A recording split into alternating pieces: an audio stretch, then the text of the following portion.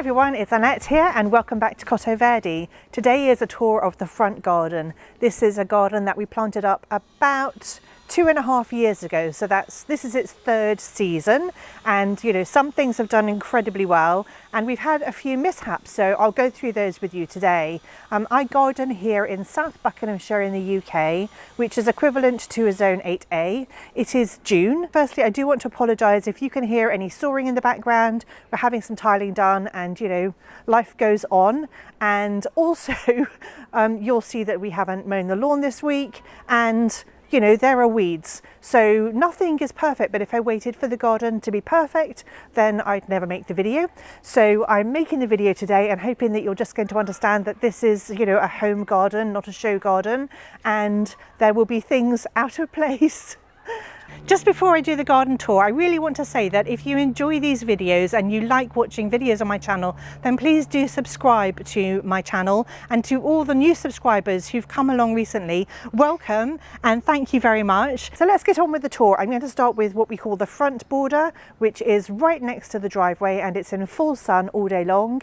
It's got a very heavy clay soil and it stays quite dry unless we use our watering system. So even with the heavy clay soil, actually this isn't particularly beneficial, and what we need to do is to continue mulching every year in order to improve the soil gradually over time. That's what I'm hoping is going to happen. So let's start with that bed. So first of all, can I just say, is anybody else absolutely desperate to get rid of their daffodil foliage? It's just, you know, this mess here, this just really winds me up, and I just want to clear it all away, and I may well do that in the next few weeks. It's just taking forever to die down. We had the weirdest spring where everything flowered really late. So starting off underneath the holly hedge over here, I had the most amazing display of something called Allium triquetrum, which actually can be quite invasive and you're not supposed to plant it in the wild anymore. And the common name for this is a three-cornered leek or a three-cornered garlic. I'm not sure why it's called that. It doesn't particularly smell very strong. And I will put up a picture of what this whole area looked like here when it was in full flower, but you can see that it's dying down now. And actually it's a really thick mass, and I'm thinking that I'm probably going to need to thin that a little bit. Our holly hedge still leaves something to be desired and it needs to thicken up, and I've been talking to Richard about maybe taking this bit out because it's just not doing very well and replacing it with something, you know, it's just very thin and straggly and I think it's really struggling, so we may have to replace that. Over here, just coming into flower, is an Escallonia, and I think it's called Pink Apple Blossom, which is so pretty. And I'm really looking forward to this shrub creating like a nice sort of structural feature here. And then in the background, I've got a gorgeous Baptisia that is just springing into flower. And this one, I think is called Blueberry Sunday. So then as we come along here, you'll see that I've got some phlox here at the front that has flowered already this year, and unfortunately with this phlox it only flowers once a year, which is slightly annoying.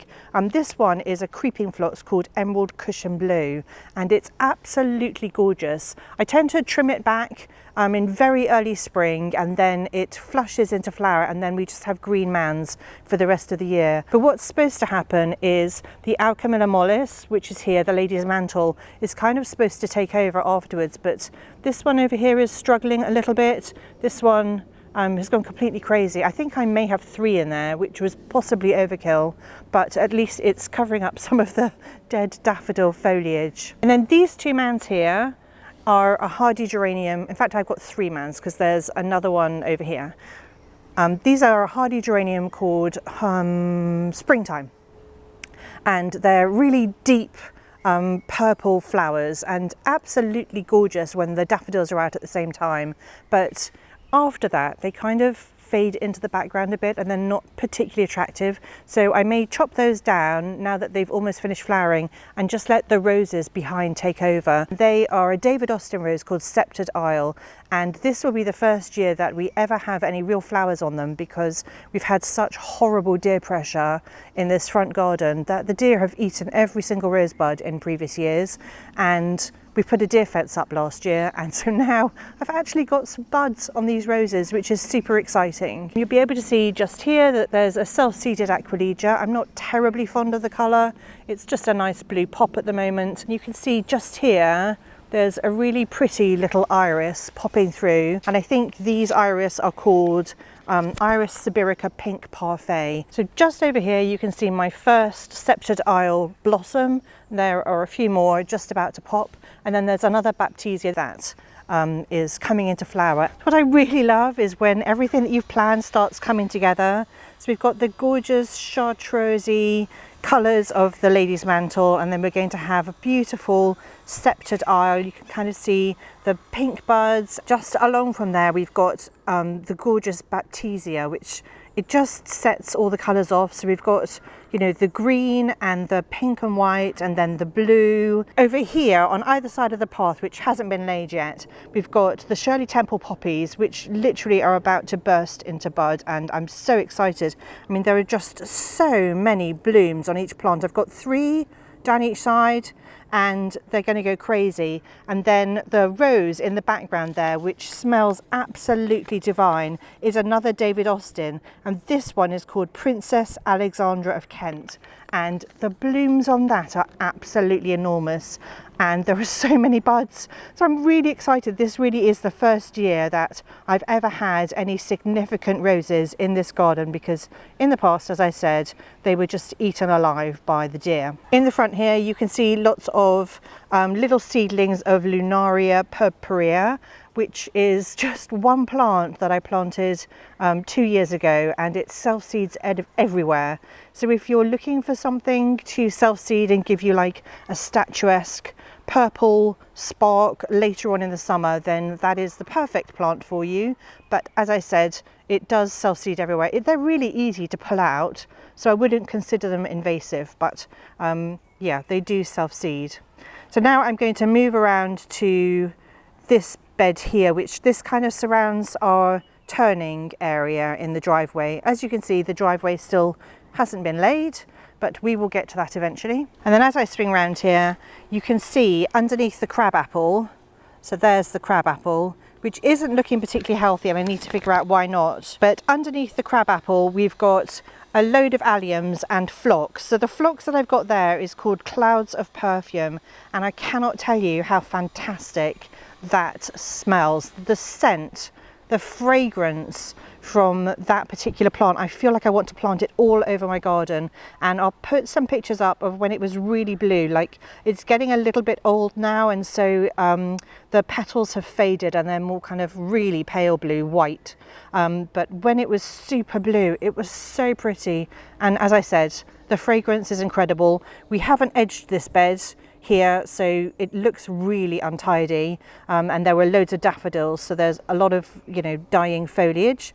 So the alliums that I've got in that bed are the Purple Sensation, and I've also got an allium called Alflantuensi. I think that's how you pronounce it. I'm probably murdering that name, but that one it's got slightly bigger balls than the Purple Sensation, which are smaller and tighter. So this one is Purple Sensation. And then this one is the Affluescence, and it's kind of more sparkly and airier. So coming back to this bed at the front, over here I've got some self-seeded Cerinthe or Cerinthe. It's so pretty, I really love it, and actually that's the perfect spot. I've got a tiny little Picea in there which will grow over time and hopefully be, you know, like a nice statement piece in this corner. And then I've got a load of self-seeded Aquilegias. It's the best thing about Aquilegias is that they just self-seed everywhere, but the problem is that these Aquilegias, I've allowed them to self-seed right in the middle of this Pittosporum. Now this Pittosporum is called Golden Ball, I think, and it's kind of ruining the shape. I mean, this naturally forms like a lovely mound, a golden mound, and it's kind of being wrecked at the moment by those Aquilegias. So I am going to have to yank them out pretty soon, just so that it doesn't ruin the shape forever. So as we swing around in this bed, these roses here are absolutely covered. I've got 3 roses here, and they're another David Austin, and these ones are called Little White Pet, and they are completely covered in rosebuds. And again, I know I keep saying the same thing, but in the past the deer have eaten every single one, so for me this is like kind of an awakening. I'm realizing what these roses can do because they've gone completely crazy, and I imagine in about 2 weeks time, and I'll put a video up when it happens, they're going to be absolutely covered in gorgeous little white blooms. Along the front here again, we've got some more of the creeping phlox that was absolutely gorgeous a few weeks ago. So at the back here I've got 3 plants of a runcus, and these are going to form, like, they're a really light green colour leaf with like the kind of serrated, and they look a bit like a tree leaf, but they're going to form these gorgeous like white grassy plumes. But what was supposed to happen is in between each of these I did have Salvia amistad, but my Salvia amistad died in the really hard frost that we had, and they have not survived. None of them have come back, which is incredibly disappointing and also a very expensive mistake. So this is the most sun that this part of the wall gets, and this rose up here on the wall is another David Austin, and this one is called Madame Alfred Carrier. The reason I planted this rose on the wall here, which is predominantly a shady wall, is because Monty Don, if you watch Gardener's World, has this exact rose on a shady wall in his garden, and it does brilliantly for him. Now this rose was the one that was I think attacked the most by the deer, and as you can see I've got some really gorgeous blooms, but they're all at the top, and I really need to train this rose better, much like I have the roses on our house, the James Galway on our house, just so that I get more flower in this sort of mid area here. Right at the front I've got some Japanese anemones which will come into their own later on in the season, but there are also some self-seeded aqualegia over here. I would never have planted those there, and there are some foxgloves that I did plant, and then there's an achillea here, or yarrow, that's self-seeded right at the beginning, and I've left it and it seems to be doing fine. And then right at the front over here I've got some Brunnera and some Heuchera and hostas, and they're just like in a nice sort of shady mound over there. Even though it's practically finished flowering now, I'll try and put a picture up of when it was in flower. We're training a clematis montana called Frida along this wall, and it's just a beautiful soft pink colour, and it's got really dark leaves, so it stands out quite a lot. It's not very bushy at the moment, but with montanas they just go completely crazy over time, so I'm expecting this area of the wall to be covered really quickly over the years. So this bed here is the bed where I've had the most problems. Over here in the corner we've got some sedum that is doing quite well, and I probably should have given the Chelsea chop, so it's going to flop everywhere, but it's kind of too late to do anything about it now. And again we've got loads of leftover daffodil foliage, and there's nothing I can do about that. So this sedum has lovely pink flower heads, pale pink flower heads. So behind here there's a great big gap because we've had a viburnum die, which is really sad, and I am going to replace it, but probably not with a viburnum. I'm going to replace it with something better suited to that area. Here I popped in some gladioli by Xanatus last year, which are just really bright pink flowers, and that should have been a nice pop against a viburnum that was in the back here. So as we swing around here you'll see that there's also something else that's died and that is here. This lilac was a Madame Limnione, and for some reason I have no idea what's happened, because everything around it is doing really well and it has got some really cute little buds on it. This is the reality of a garden, by the way, all these daisies in the lawn. That's just what's happening at the moment. But my biggest and proudest moment is that I've managed to grow something called, and I'm going to get the pronunciation of this wrong, but they are called Eremarius.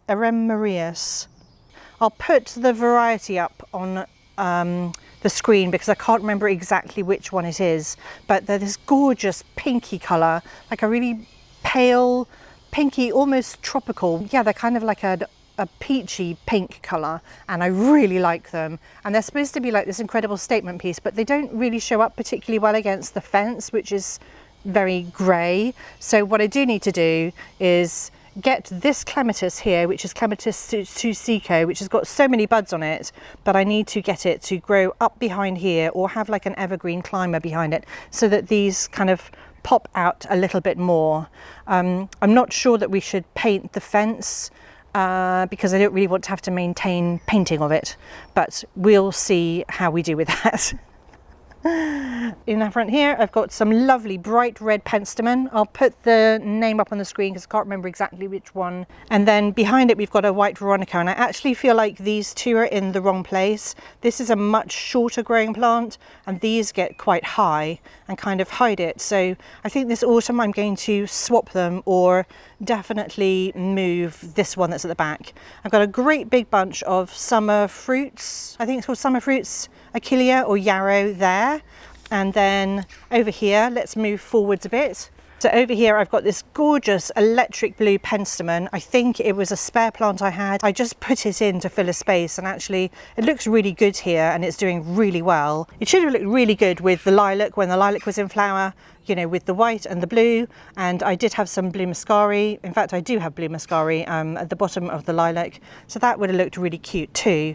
But the lilac has failed me. So this bed gets full sun, but it has definitely got better soil. There used to be a lot of trees here, so it's kind of got woodlandy soil, which is really good. I've got an absolutely amazing viburnum here, and this one is called a Viburnum plicatum Kilimanjaro, and it's absolutely gorgeous. I love it so much. It's perfect. I've also got some hypericum, and at the back here there's a load of self-seeded honesty or lunaria, and they will flower next year, I should think, because they're biennial. And then over here we've got a rebs, which is a flowering currant, and it flowers in the spring. So it's done its flowering, and now it's just going to be this lovely massive wafty green. And this one is called Gordonanum, and it's got kind of orangey red flowers. But then right behind it, you can see the pink, the purple and the white of some Hesperus, which is Sweet Rocket. And it's supposed to be standing upright, but I'll show you that it's really leaning over a lot. I'm not sure why. Maybe it's reaching for the sun, but it's in quite a sunny spot. So right at the very back over here, we've got the Taxus baccata, and this one is called Fastigiata aurea. So it's kind of got this golden colour to it. It's a lovely evergreen conifer, and it's going to stay very upright and it won't spread too much. And I've got one in each corner of the garden, and you can see that it's much thinner at the bottom than the top, and that is because the deer ate the whole of the bottom. So it's now getting a chance this year for the first time ever to sort of fill out. So dotted between the flowering currant and the viburnum, there's a euphorbia here, and this euphorbia is really pretty. It's kind of got the typical bright green bracts on it with little red centers. So at the front here, these are some heuchera that I took out of my pots outside the front door, and I've planted them here in this space, and hopefully they will spread over time and fill in that space there. So here in this corner, even though it's in full sun at the moment, it does get quite a lot of shade from the tree that's overhead, and I've basically got, you know, some hosta blue mouse ears and some more hostas, and there's a Solomon's seal here, which is kind of pretty, and some pulmonium. The pulmoniums that I've got in this garden are called Heaven Sent and Purple Rain, and the hostas are Devon Green and Halcyon, and I feel like they're probably quite small at the moment, and they're going to get much bigger over time. And then as we swing around, there's some more blue mouse ears here, and some more of the heuchera that I transplanted over here. So over here in this back border, you can see that the shade is hitting, and this is very dry shade because there's an enormous tree overhanging. So I have made a mistake in this bed because I have planted 3 hydrangeas and these are limelight hydrangeas. So by now, after 2 years, they should be huge, but they're not because I think it's too dry. So even though we have a watering system in, I try not to run it too often, and either I'm going to have to run it more often or I'm going to have to move the hydrangeas because they're just not doing their best here. I think it's too dry, they don't get enough rain. In between the hydrangeas, I've planted Cephalaria gigantea. These are giant scabious. They're absolutely huge. The ones in my back garden get to 6 foot tall, and I'm very excited about having some big giant scabious in the back there, and I think they'll be perfectly happy with just half a day's sun. They don't seem to care where they're planted. As we move along here, there's a flowering quince here. That is the slowest growing plant I've ever known in my entire life. This one's called Pink Lady. It's barely flowered, and yeah, it's really slow growing. So again, maybe it needs more water than it's getting. I just don't know. I've got another Hypericum here. You can see that this bed still needs quite a lot of work, and we've had one dead conifer and two that were transplanted and are doing okay, but not brilliantly. I think I'm going to take these out and put something that can cope with the dry shade better. So this is kind of proof of how dry it is. We've got a Japanese anemone there that is just, it's come to life and then decided to go up the ghost because we haven't had any rain for weeks and it can't cope. There's a couple more Japanese anemones, another Brennera. Here we've got some Joe pieweed that is literally bending over because it needs water so much. There are some hellebores and another Japanese anemone. And then in the back, we've got the climbing hydrangea. So I've made a few planting mistakes in this back border because it was a lot drier than I thought it would be. So you can see there's a big gap here where I need to still put some plants. And then this border is absolutely bonkers. I did plan this border. It's not supposed to look exactly like this, but what's happened is over time things have self-seeded and I've just let them take over. There's some more Eremerus. I don't know how you say that. There are a load of foxgloves all the way along the back. I think they're beautiful. I don't think they're any particular special variety, but I really don't mind that. I like the pink colour. I like the fact that they're statuesque. There are a load of Aquilegias. Some of them, this one, don't like at all. This one, lovely deep purple colour. There are some white Aquilegias here, and there is an enormous bunch of Orlea here, which is fantastic because the Orlea that I sowed this year didn't come to anything. So I've at least got some Orlea for my bouquets because I didn't think I was going to have any at all this year. So right at the back here is Garrya elliptica, which has these gorgeous tassels in the winter time, and it's evergreen, and I'm hoping that this plant grows right the way up this wall, and it's doing a really good job. It's taken a while to get going because it was a very small plant. So this is the Aquilegia that I really don't like, and these are the lovely white ones. But then in the back here is a lovely hydrangea, and I've got 3 of these hydrangeas, and they're called Vanilla Fraise, and so they're this lovely sort of pinky white colour, and they've got really pink stems. Unfortunately, they're being crowded out at the moment. You can't really see them, but over time they should get much taller, and hopefully they'll sort of tower above everything else that's going on here. Then as we come down here, I've planted in the back here, there are a lot of hostas and some more Brennera, and then there's the most enormous weed that I've ever seen.